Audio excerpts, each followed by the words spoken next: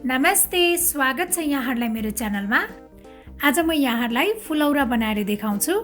फुलौरा बनाउनको लागि मैले लिएको छु रातभर भिजाएर राखेको मासको दाल। अब यसलाई चाहिँ यसरी मिचेर यसको सबै बोक्राहरू निकाल्नुपर्छ। बोक्रा सबै निकालिसकेपछि यसलाई पखाल्नुपर्छ।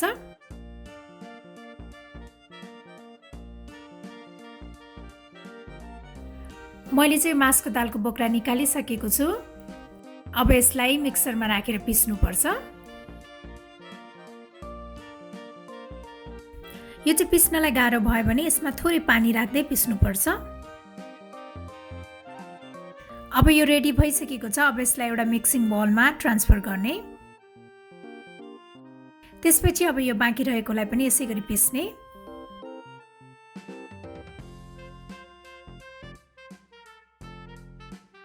मैले चाहिँ सबै दाल पिसिसकेको छु। त्यसपछि अब यसमा मैले राखेँ 1 चम्चा बेसार, गरम मसाला, जिरा धनिया पाउडर, नुन स्वाद अनुसार। त्यस्तै मैले थोरै रातो धुलो खुर्सानी पनि राखेँ।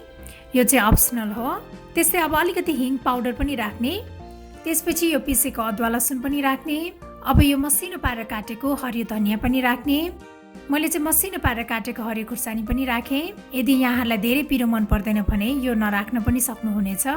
अब यो सबैलाई राम्रोसँग मिक्स गर्नुपर्छ।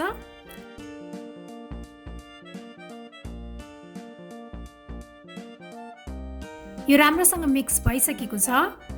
अब फुलौरालाई फ्राई गर्नुपर्छ। फ्राई गर्नको लागि मैले प्यानमा तेल बसालिसकेको छु। तेल पनि तातिसकेको छ। अब यसलाई यसरी हातले गोलो गोलो बनाउँदै तेलमा राख्ने।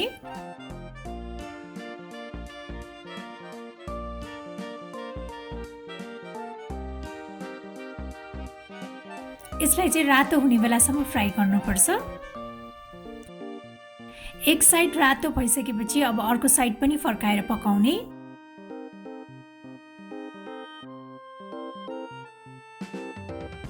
अब यो फुलौरा रेडी भइसकेको छ। अब यसलाई चाहिँ एउटा प्लेटमा ट्रान्सफर गर्ने। अब बाँकी रहेको पनि यसै गरी बनाउँदै जाने।